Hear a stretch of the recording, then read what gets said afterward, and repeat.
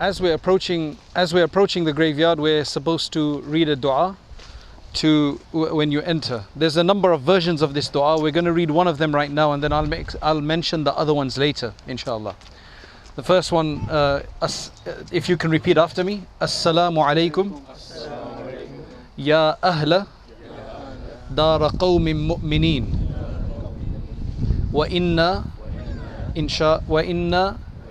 insha'Allahu bikum lahiqun nas'alullaha lana wa lakum al-afiyah, which means peace be upon you. Assalamu alaikum, peace be upon you, O abode of believers.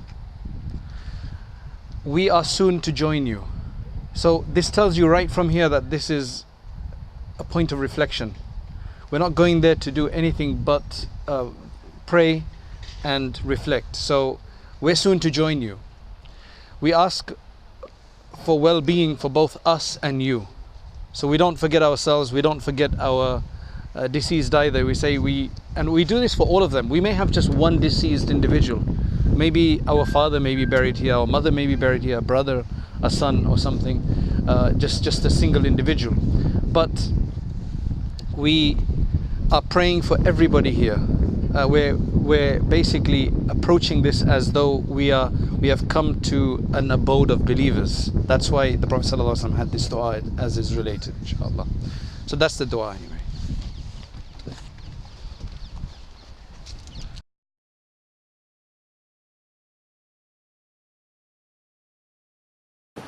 MashaAllah, as you can see here, the gate, it says eternal gardens. And when you read that first, it almost seems to say that these are the eternal gardens. Eternal means something which is forever. Clearly, wherever, anywhere you may be in this world, as beautiful as it may be, you're never going to be eternal. However, what the real name is At-Turuq, which is reflected in the Arabic, At-Tariq ila Jannatil Khuld. At-Tariq ila Jannatil Khuld. Tariq means the pathway. So this is clearly a pathway. And it's given a very optimist, a name full of great optimism. That this is a path to the gardens. It is a path to the garden of the eternal gardens. That inshallah, which is Jannah. So the word Jannah itself is a very important word to understand, because the word Jannah comes from Jim Noon, which actually refers to hide something. That's its essential meaning. That's why the word jinn, they're hidden from our sight. That's why you can't see them. That's why they're called jinn, right? Junoon means insanity. And the reason Junoon means insanity, because a person becomes veiled again from reality. So Jannah is the garden. And the reason why it's called garden, though you have descriptions of paradise being one brick of gold and one brick of silver, the mortar being of musk, and all the other descriptions you have, the general appearance of it is going to be extremely lush green with tajri min tahtiha al-anhar, below which or beneath which rivers flow. So it's this beautiful place which I see that this is what's being tried to create here as a point of optimism, that inshallah if you are buried here, then inshallah although there's no guarantee for that, but it's just optimism. And in Sharia it's allowed to take good omens. The Prophet ﷺ used to do that. When Suhail came in during the Hudaybiyah treaty, he said, okay, now the matter's going to be made easy because Suhail has come in. Suhail comes from the word sahl, which means easy. So good omens are allowed and encouraged, but bad omens are discouraged. So you don't take bad omens because they have absolutely no effect on anything. Allah does as He pleases. So this is really beautiful in this regard. And then if you look around and the lush trees, I'm not trying to sell you this here. I'm just my personal reflection here. Yeah. I actually just 2 days on Wednesday, I got a chance to visit this huge cemetery. It's one of the biggest in Europe, in fact, down by Woking. It's about 15 minutes from that Woking Mosque, which is the first mosque in Europe outside of Andalusia, outside of Spain. And we went there because there's two really prominent individuals from the UK. Well, one was from the UK, the other one is Gujarati from India. Abdullah Yusuf Ali, the Quran translator. and Mamadou Pickthall, they're both buried there. And it's a massive cemetery with beautiful, beautiful trees, just various different trees. You can drive in there for, for a whole hour or something like that. It's just really beautiful. So I think it's nice to take care of our cemeteries, not to the level of obsession, but definitely to make them presentable so that people do reflect when they come here. It's an easy place to go and visit because it's a sunnah to visit graveyards. So that's why I think it's all within the sunnah to have a welcoming and inviting graveyard that you go and you reflect down there. So inshallah that's a great thing. So this is generally the janazah is done in the local areas. They either do it in a side hall of a masjid or in the masjid sometimes as well, and if not, then they actually come here to do it. So when they do it here, what must be avoided in a graveyard, and the reason I'm mentioning this is I had to attend a funeral not so long ago, and I eventually realized, because initially you don't realize because you're just focused, that they were actually doing it in the midst of the graves, and that should be avoided. You shouldn't be facing towards graves when you do a janazah prayer. So here, alhamdulillah, they found this perfect spot because there's no janazah, there's no graves in that direction. So that's why you do it. And the whole reason for that is we don't want to be seen in any way, shape or form praying towards the deceased, praying towards anything but Allah subhanahu wa ta'ala. So that's why we're very sensitive to these things. That's why we don't pray at sunrise or sunset or when the sun is up at noon, to avoid these things. So generally speaking, whether it's a male or a female deceased, the imam will stand towards the chest and the head side, that side, and not directly in the middle. It's placed in front towards the qibla, so the deceased will be placed in front, and then after that we stand, the imam stands here, and then what we want to try to achieve is, you can have as many rows as possible, but try to have an odd number. So we then make, and you don't need too much space because there's no prostration in this prayer. There's no bowing in this prayer. It's just standing and 4 takbirs as you stand. So most of you are probably used to the prayer because you must have joined. We will have a quick, inshallah, a quick demonstration to see how it's done very quickly, inshallah. And there's the most important thing is the du'as that we must learn. There's different ways of praying the janazah prayer. In form, it's nearly the same. What it is essentially 4 takbirs, 4 times saying Allahu Akbar, and then at the end to do a salam. Now, if you've been to Umrah, if you've been to Makkah Mukarramah or Medina Munawwara, you will have noticed that they only do 1 salam, and you may be used to doing 2 salams. That's a difference of madhabs, but again, both are valid according to their madhabs. We as Hanafis generally do 2. So even if the imam has only done 1, as they do in Saudi, you'll just carry on and do the second one and finish off that way. In terms of the 4, after the first takbir, the Shafi'is and possibly the Hanbalis as well, they recite Surah Al-Fatiha. In the Hanafi school, there's no Surah Al-Fatiha inside the janazah prayer. What we do is we read our thana, the praise, Subhanakallahumma wa bihamdik. We read that, and after the second, then the imam says, imam does the second takbir. Do we raise our hands in this prayer after you start after you say the first takbir? You don't raise the hands. This is not Eid prayer where you start raising the hands. Some people think it is that, right? But they start raising hands. So you don't raise hands. You just keep them folded. After the second one, you do our salawat on Rasulullah sallallahu alayhi wasallam, the normal one that you do in salat. And then the imam says the takbir as well. We say the takbir after that. We don't say it aloud. There's some people who like to make a big noise at that time as well. The imam says it aloud, everybody else says it silently. And then after that you do the dua. Now the dua has to be appropriate. The prayer has to be appropriate to who has died. It gets really confusing in Saudi. I say this because a lot of people go for Umrah and they're very confused. You should try to understand what they're saying in Arabic. As-salatu ala al-mayyit, ala al-amwat means dead, deceased. That means it's most likely an adult. For the adult, there's only 1 dua. Whether it's male or female, there's just 1 dua. For children, there's a different dua. And for children, there's a different dua. So tifl, atfal, right? Those are the words for children. There's a slightly different dua because children are supposed to be innocent. They're supposed to be infallible. They're supposed to be without sin. So generally the purpose of a janazah prayer is to make dua, is to actually pray for the mayyit, is to pray for the deceased. When it's a young man, sorry, not a young man, but a child, not mature yet, then there's no need to pray for them. Rather, we pray for ourselves in that regard. And we say that, oh Allah, make this child that has passed away, dhukhran, make them a treasure for us, make them a forerunner for us, a preparer for us as such. And shafi'an wa mushaffa'a, and an intercessor, and one whose intercession will be accepted. So we're essentially even remembering our death at this moment as well. In fact, we do this right from the beginning. When somebody dies, what is the dua that we read?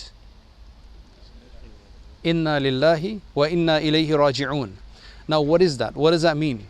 Because we're supposed to say that whenever you hear any strange news, or when there's a loss of anything, you read Inna lillahi wa inna ilayhi raji'un. Now if you ponder over the meaning, again there's a whole point of reflection here, which is Inna lillah, we also belong to Allah, and we will also return to Him. He's left, our deceased is left, they've gone, or I've lost something, somebody's had an accident, that's a loss, but we are also to go. So it's just about reflecting over the perishable nature of this world, the transient nature of this life, that it's all going to end. That's the whole purpose of this. So when we do the dua for young children, then we do the dua as a hope that those duas are accepted, inshallah, and there's benefit to come for us as well. And when it's for adults, it's a different Allahumma ighfir li hayyina wa mayyitina wa shahidina wa ghaibina wa saghirina wa kabirina wa dhakarina wa unthana. Allahumma man ahyaytahu minna fa ahyihi ala Islam, wa man tawaffaytahu minna fatawaffahu ala al-iman. Again, there's a dua for ourselves in there. We're saying, oh Allah, forgive.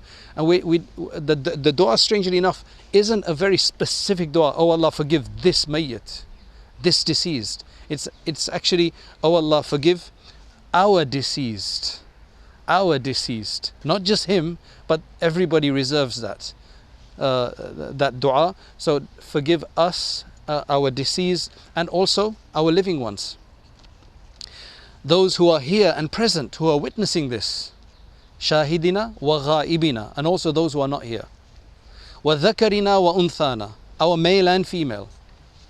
And then the dua says, oh Allah, those that you will continue to give life to from among us, then give us life on Islam, on submission. Again, submission, right? Keep us submitted. And whoever you give death to from among us, whoever you take, then give us death on iman, on belief. So we are actually reinforcing we are basically asking for, each time we go and make this dua, we're actually asking for ourselves as well, right? And we're asking for others, because we don't want to be selfish in this regard. Those are the duas that we do.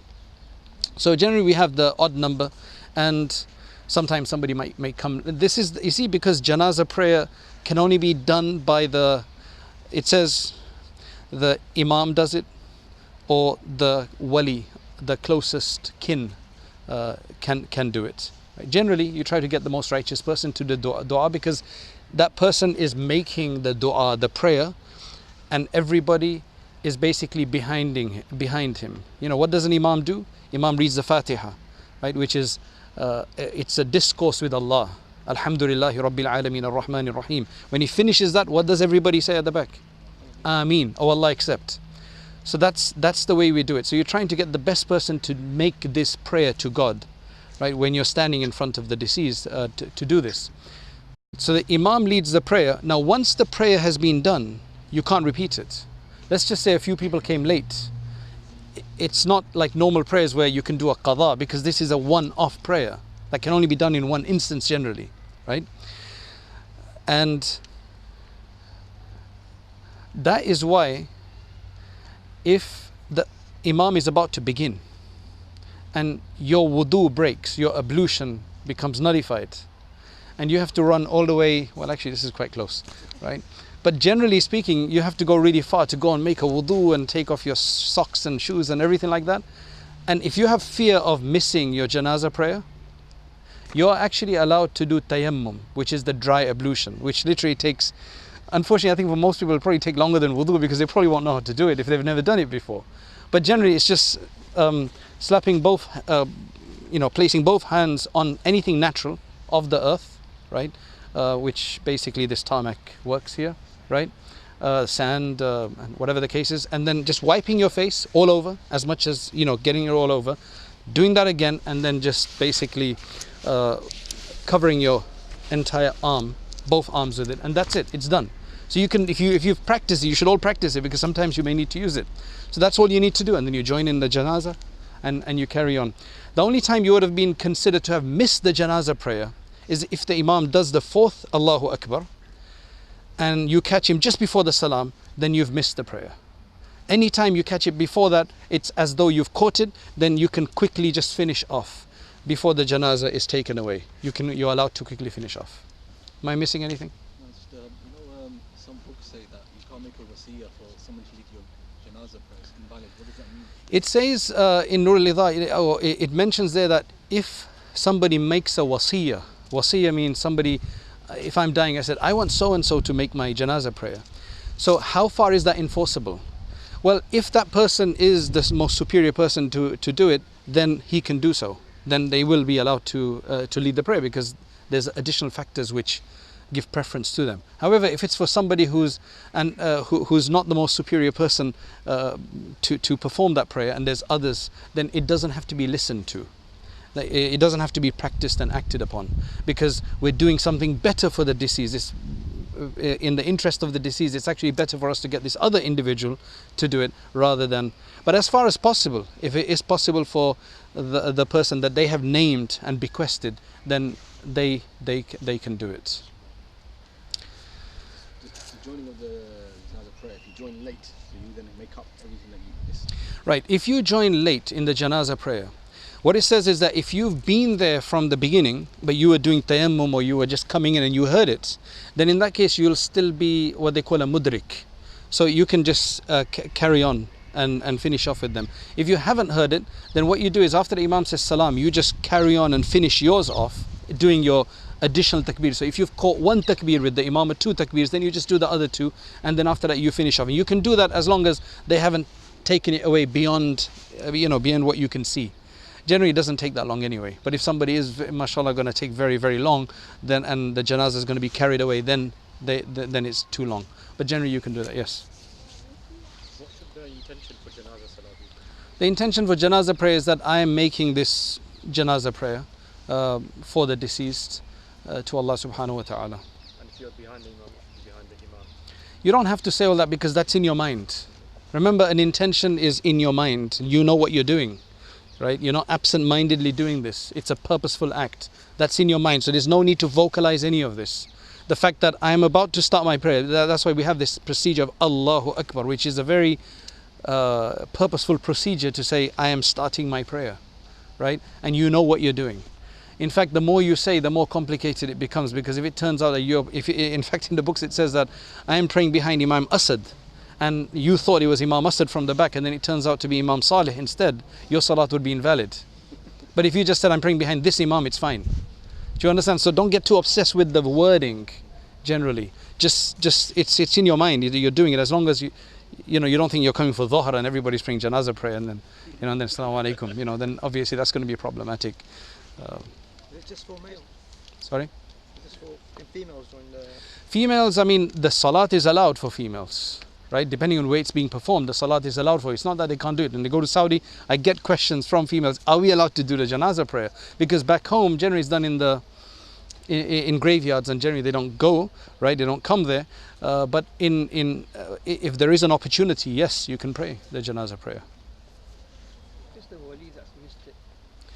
Right. The only time a janazah prayer can be redone, right, is if a closer kin to the deceased missed it, who was the rightful one to maybe be there but he wasn't there. Then in those particular case, then in that case he is allowed, and if he does it, then people can join him.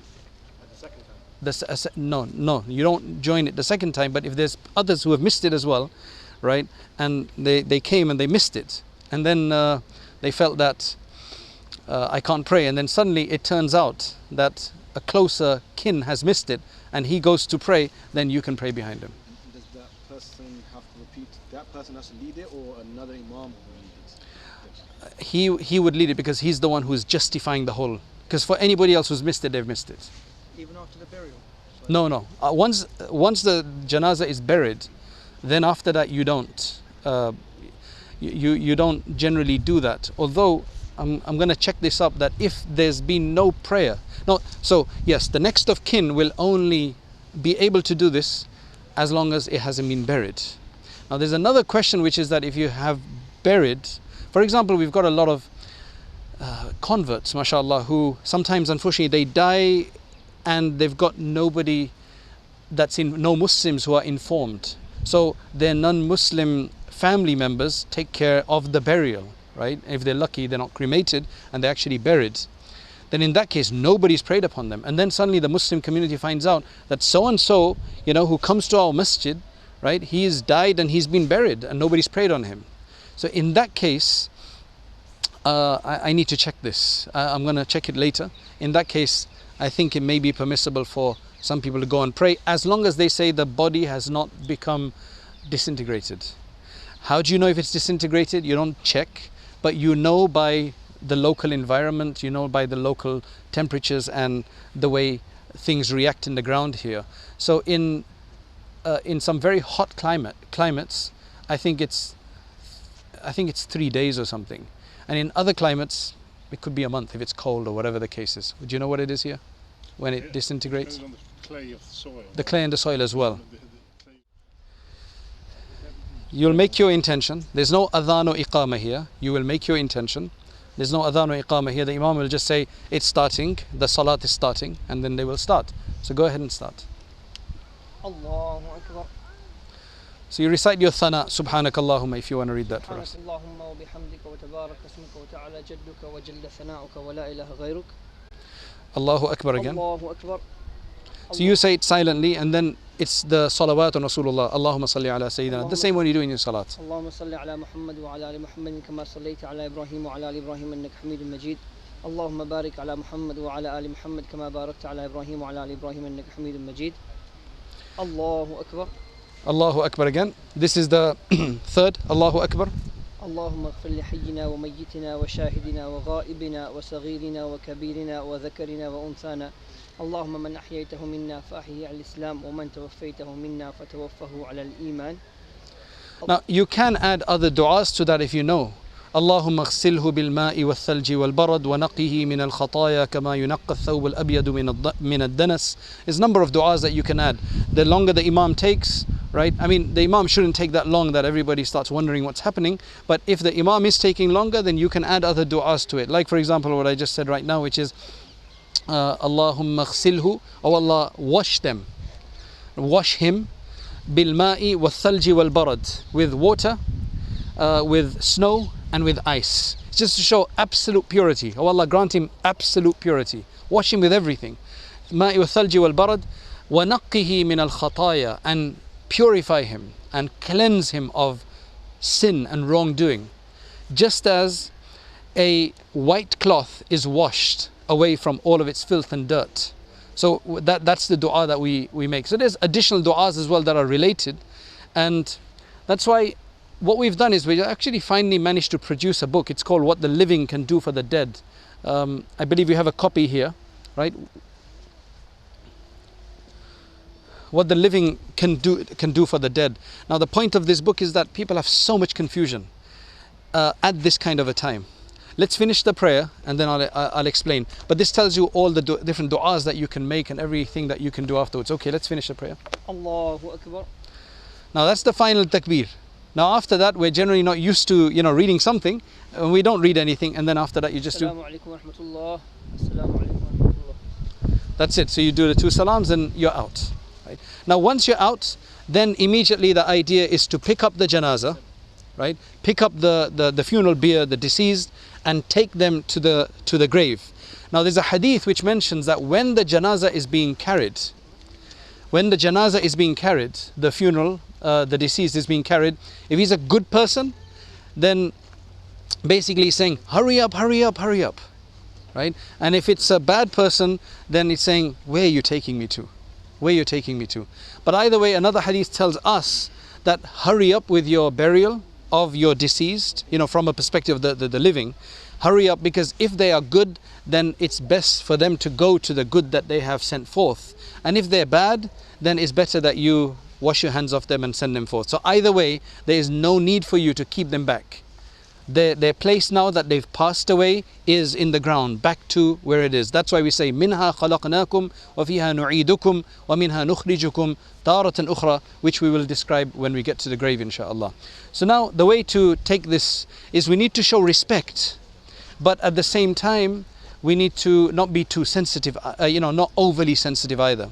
They say that you should pick up the janazah and move hurriedly, but without turbulence. So you don't want to shake the mayyit, but at the same time you don't want to like go so slowly either. It's saying go sari'an, but bila khababin, without turbulence. So let's pick up the janazah. Generally, the general way that is that's mentioned as being sunnah is that 4 people do this. 4 people will take the mayyit. Now if you look at the deceased here, this is the right hand side of the deceased, right? His right shoulder is here, and this is the left. So we want to go with head first, right? We want to go head first. So there should be 4 people, if you hold on to this, there should be 4 people who pick up the janazah, right? This is the sunnah way mentioned in books. Generally in our graveyards, it's done differently. In our graveyards, what they do is they literally just form a line and they pass them over the shoulders, right? But what's mentioned and it's fine. Either way you take them, it's fine, right? However, this is what they say is sunnah. So 4 people, you got 4? Right. So now, if we pick this up, keep it stable. So I start here like this, right? My right shoulder is to the right shoulder of the deceased because he's lying flat, right, with his head here. We're supposed to go. Each 4 people are supposed to move 40 steps. As I said, this is not practice, but I'm mentioning it because this is what's mentioned in the books, right? 40 steps. That means I would assume 10 steps each, because within 40 steps I'm supposed to do a complete turn. So we go 10 steps, right? We go 10 steps, which is just about now, right? 10 steps. Then I'm assuming somebody else comes here, right? I'm supposed to go to the back now. You're supposed to go to the front there. You're supposed to leave, right? And there you go. Now another 10 steps. Now, as you can see, it's very complicated, this procedure. That's probably why they don't do it. Now what you can do is just 4 people can take it if they want to. If they want to be selfish about it. In some cultures, that's what they do. There's just the closest of kin, they will do it. While in others, let's show how we do it. Let's go to the front. Everybody goes to the front, and then we're just passing it over. So this way is also fine, right? Where we just pass it along. Now remember, it's better to walk at the back behind the mayyit than in front of the mayyit, unless you're going there to take over from somebody.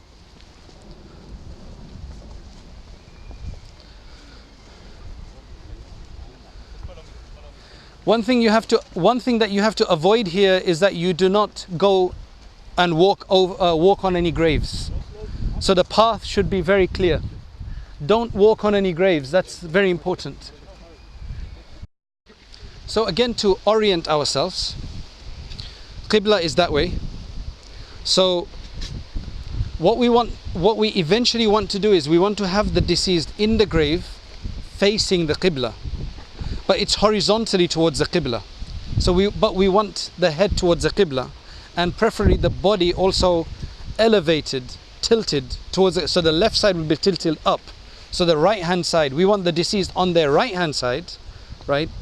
And so their entire body and their face is facing the Qibla. So we start, now we could have had it on this side, could have it on that side. It's permissible to be on either side, but it's better to start from the Qibla side, so to be closer to the Qibla. Once it's presented there, then we need to lower the body into the grave as easily as possible. Now there's various ways of doing that. Traditionally, a few people got in. So mashallah, here we've got this ladder here, right?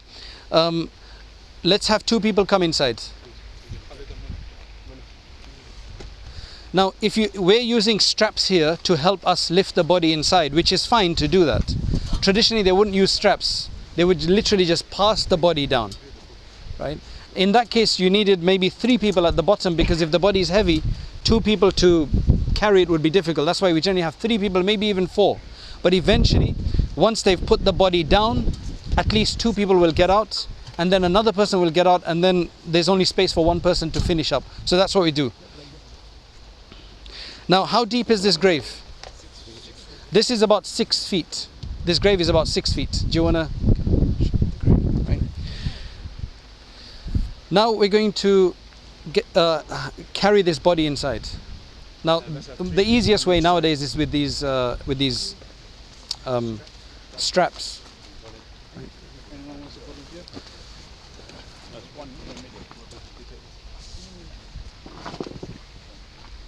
Now we need to do this with as much respect as possible, right? If this was a woman's burial, then this would be covered. There would be a covering over here. We'd have a sheet over here, and we'd have to do this from under the sheet.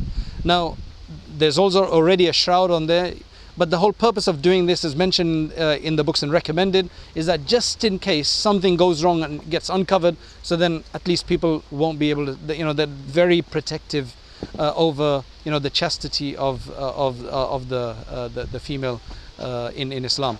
So anyway, let's start. This is obviously much easier because it's just a dummy. Otherwise there'd be a bit of a struggle here. Right, now slowly, 1, 2, 3. Bismillah. Just stretch it out.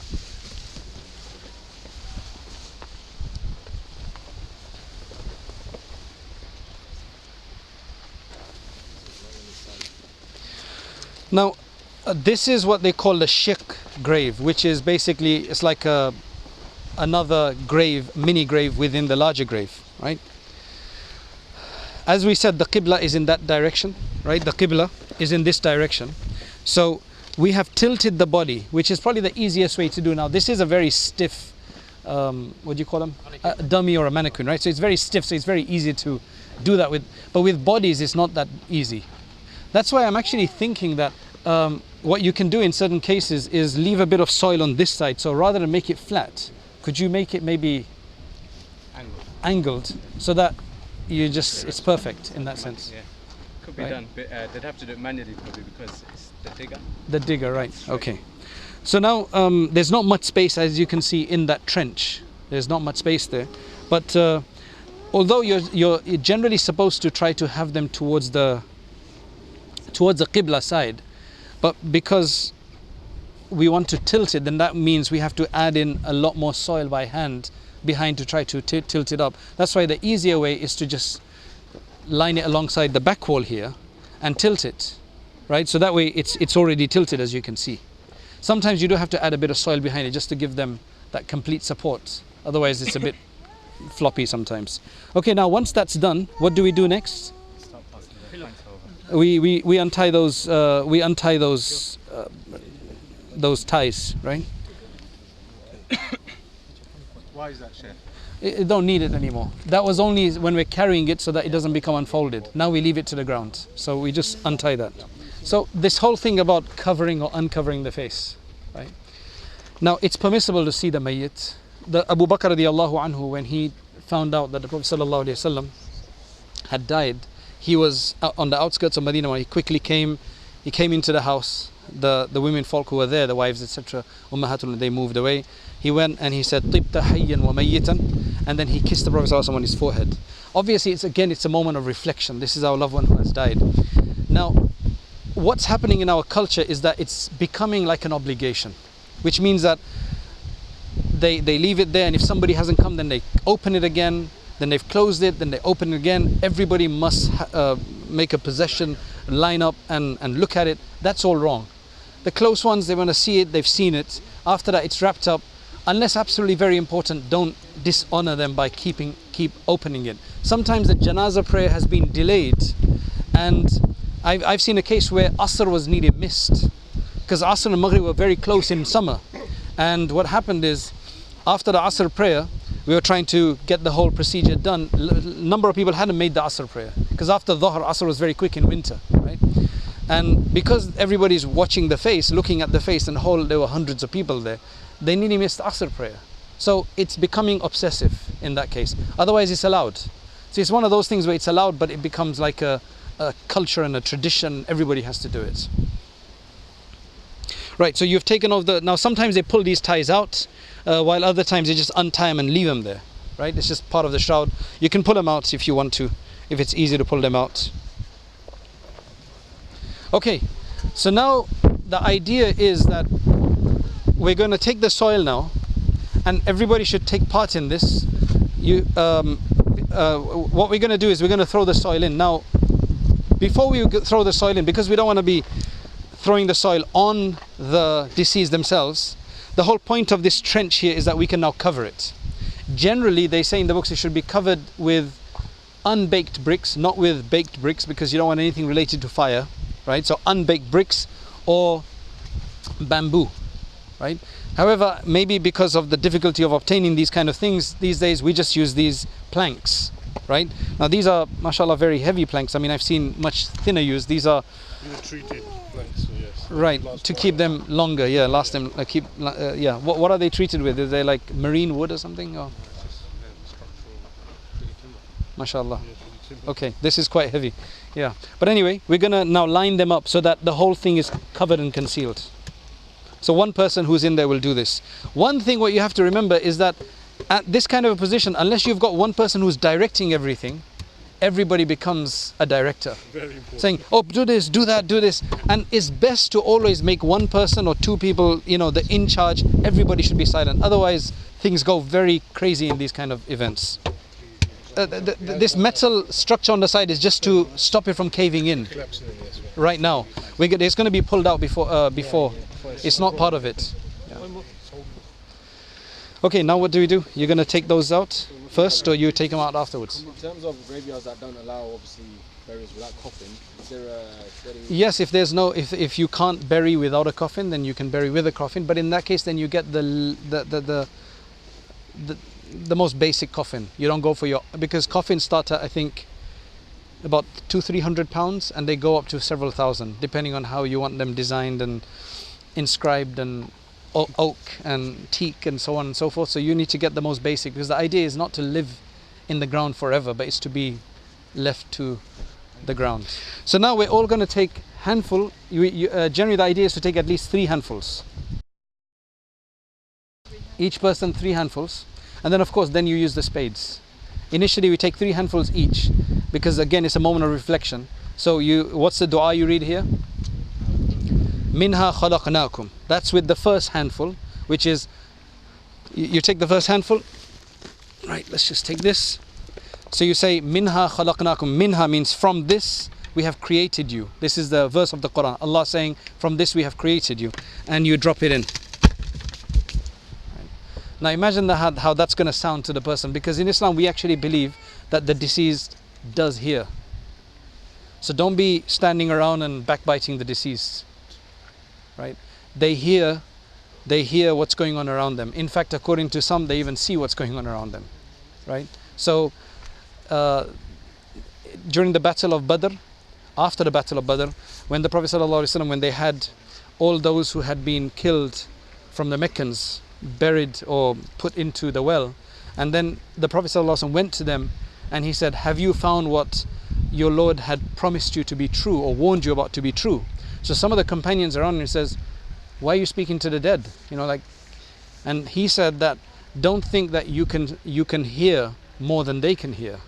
Basically that they can hear. Right? And this is not for people who are martyred. This is for even non-Muslims he's speaking about. Right? So we have a belief that they can hear, though they don't have any perception to do things as such. So that was the first one, minha khalaqnakum. Then you take another one and another handful, and you say wafiha nu'idukum, right? Which is wafiha nu'idukum, and to it we will return you. Right? So this is what we created you from, because we're created from soil. To it we will return you, and then the third handful, and you say, وَمِنْهَا نُخْرِجُكُمْ تَارَةً أُخْرَى, and from it we will once again resurrect you. So again, it's this whole reflection process here. So if everybody wants to do that, and then whatever's left afterwards, then we just shovel it in, or they can use a okay, these are now we've assumed that we have filled the grave up, right? Generally, when you fill the grave up, though we haven't done so today because we're gonna use this grave, you're supposed to make it like a camel's hump. The soil you've taken out, you'd assume that it would fill back in, but because we've actually taken up some of the recess at the bottom, there's going to be soil that's going to be protruding out. You make that like a hump, right? Some people like to water it or whatever. That's all fine. If you want to water it, you can do that. And after some time, it will probably collapse. So you should come back and manage this. So you'll see that if it has started cracking up on the side or whatever, and some has subsided, then you just kind of straighten it out and so on, so that it doesn't become all lopsided and everything. The only other thing that you can really do on a grave is to place a headstone, right? Somewhere with an inscription of who this is, just so that you can go and not get confused as to where you're praying and so on, right? That's mainly the reason. In terms of some of the other things, as soon as the grave is covered up, right, with the soil back in, Abdullah ibn Umar radiallahu anhu, it's related that Abdullah ibn Umar radiallahu anhu used to come to the headside, and he used to read the first 2 verses of Surah Al-Baqarah, Alif Lam Mim, until Ulaika humul muflihun. He used to read that. Then he used to go to the foot side, and he used to recite the last 2 verses of Surah Al-Baqarah, Amana ar-Rasulu bima unzila ilayhi min rabbihi wal mu'minun. One of the significances of all of this is that as soon as you've covered up, that is when the next journey starts for the mayyit, for the deceased. That's when the next journey starts. That is when the angels come in. That is when the questioning begins. That's why, generally speaking, there are different traditions in different places, but the idea here now is that the only thing you should do then is to make dua to Allah, that Allah subhanahu wa ta'ala gives them steadfastness and gives them the ability to make the correct responses and guides them right in that regard. That's what you do. That's why generally in many cultures they do a dua now. Some places they don't do a dua. Some people like to do dua after the janazah prayer. But the reason that is inconsistent is because the janazah prayer is a dua, right? And you've just done a dua, you've just done a prayer. Now you come, you bury them, you cover them up, you've put the soil back in. Then a lot of places they follow this practice of Abdullah ibn Umar radiallahu anhu, that he used to read at the foot and the head and the foot side. And then after that they do a dua. That is Allah asking for. There's a concept of talqeen, right, which I've seen observed in some places, mentioned in the books as well. It's not completely recommended. Some have recommended it while others have discouraged it. So there's a bit of a difference of opinion about talqeen. What talqeen is, that you go to the grave and you actually speak to them to say, your Lord is Allah and your Prophet is Muhammad sallallahu alaihi wasallam and you are a Muslim. In a sense, trying to remind them. But as I said, that this is generally not practiced in the majority of places that we have come across, because there is some difference of opinion there. But we can make a dua. Then the moment is, it's mentioned about different companions that they used to stand around for a certain period, maybe just reflecting. Because remember, now to think that your deceased person is going to be questioned by Allah, that's a very, very deep thought. That's a very scary thought sometimes, right? And we want to then reflect over that and say, what is going to happen to us when we die? The questions are going to be asked to us as well. So that is a very strong moment of reflection. Now then, what exactly happens? We actually did another program here some time back, which it's been recorded. It's on ZamZamAcademy.com. I believe it's called The Journey of the Soul After Death. So it's amazing what's going to happen, after you've put the cloth over, after the soil has been placed over it. What happens? The angels come, different types of angels depending on who's dying, and so on and so forth. So I'm going to refer it to that, right? I'm going to refer you to that. You can go and listen to that, inshallah. That will give you complete detail of exactly what happens in the different stages of the soul. Because what happened is, when the deceased died, the soul left, right? The soul left. Now the person is not making any movements, right? Essentially like a dummy in a sense. But they've got an association with their soul, right? Which is either by the arsh of Allah, or it could be in paradise or outside paradise, depending on who they are and what the person is. What happens now is, in the grave, the primary thing that's going to happen is the question is going to be asked.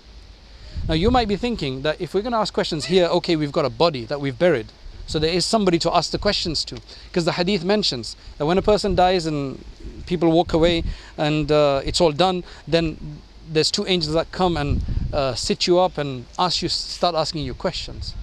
What about if there's not much left of you? If you've been cremated, if you've been maybe mauled and consumed by an animal, or whatever the case is, somehow just completely there's not much of you left, then what? So what you have to understand is that in the world, our body is primary, our soul is secondary in the way everything functions. When you get into the grave or into the next realm, however you've gone, the soul becomes primary, the body becomes arbitrary, the body is secondary, supplementary. That's why it doesn't matter what state your body is in, your soul is going to do the asking now, and it's going to be a reflection of our life. So you can't train for this day in a sense, okay, give me the answers to the angels, what are the questions? That's what happened. There was one teacher of mine who mentioned that his old mother, he mentioned, and she said, can you teach me the responses in Arabic? Man Rabbuk, who is your Lord? Assuming that the questions are in Arabic, right? Can you teach me the answers in Arabic? Right? He says, no, it's just going to be a reflection of who you are, of what you've done, right? And what kind of divine enablement you receive at that moment. That's why we ask Allah for steadfastness in that regard. So your soul is primary now in this function, right? In this realm. We call this the barzakh, the intermediate realm. Then when you, on the day of judgment, when you get up and then you go either to paradise or hellfire, both your soul and your body becomes primary. And that's why you receive the full pleasure of anything, right? And you need that kind of capacity within you to be able to experience the endless bliss in Jannah. Your body and soul are both primary, they're both receiving it. Unfortunately, that's the same case in hellfire. And thus the punishment is going to be more severe than anything in this world, because in this world our bodies feel it primarily and our soul feels it secondarily. Whereas when it comes into Jannah or Jahannam, both are getting the full whack of it. Yes? There's some narrations talking about standing by for the time it takes to slaughter a To slaughter, some of the Sahaba used to do that. They used to stand there, the time it takes to slaughter a goat and skin it, which in those days would be about 15-20 minutes. In these days, I know for us it would take a few hours, but it's about 10-15 minutes to just stand there and reflect. That's exactly what it mentions. Let's see. One of the things that I missed, which we could do, is before the salat is about to be performed, generally one of the imam but obviously at the instruction of the nearest of kin, they ask everybody, is there any debts that are owed by the deceased? Let us know right now so we can take care of them. Because debts being owed is a massive prevention of the mercy and blessing, right? And it actually encourages punishment. So you want to try to be debt free before you die. And for our loved ones who die, we want to try to make them debt free. So make an announcement and say, look, if anybody wants, they can come to us and we're willing to repay the debt. And if not, if you don't want to come to us, you want to forgive, then that's even better to give the sadaqah like that. So that's one thing that we could do at that time. Okay, in terms of nothing elaborate, remember, we're not presenting this. The best way you can help your deceased is by isalu thawab, which means delivering some rewards to them, asking Allah to deliver some rewards to them. That is reading Quran, doing a hajj on their behalf, giving charity. The best thing you can do, as the hadith mentions, is that the best thing a deceased person can leave behind is perpetual charity. For example, you had a well dug in some country where it's needed very much, and as long as that well will feed the people, you get your reward. You start an orphanage, and as long as that orphanage continues, you make a pathway. You do anything that is going to be there forever. That is what's going to benefit them. So rather than focus on embellishing graves, subhanAllah, there's one graveyard that I go to regularly, and subhanAllah, the whole theme there is Arsenal. The whole theme is Arsenal, right? Because the person was an Arsenal supporter. Now that's just an absolute waste in our understanding. That's an absolute waste, because you're not benefiting the deceased. You're not benefiting them at all. The way to benefit them is do something to help humanity, others in general, and that is the reward they're going to get. Right? So it says in a hadith that when a deceased goes to the graveyard, there are 3 things that go with him. What are the 3 things that go?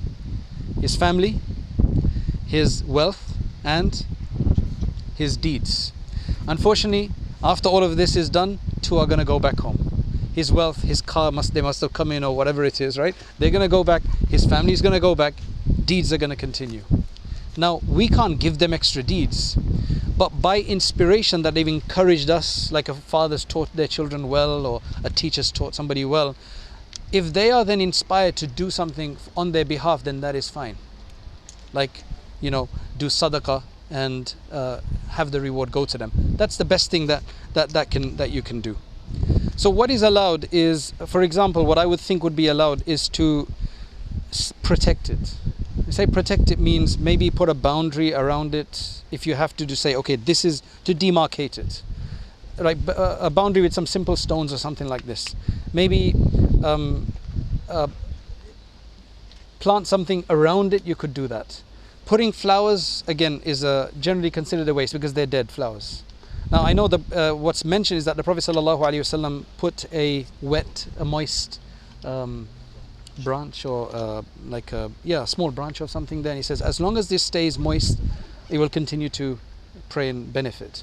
So people have taken from that you can actually put flowers there. Flowers is more of an embellishment and beautification as opposed to something functional of what the Prophet ﷺ intended. So there's some difference of opinion there, and so flowers, I wouldn't suggest flowers at all.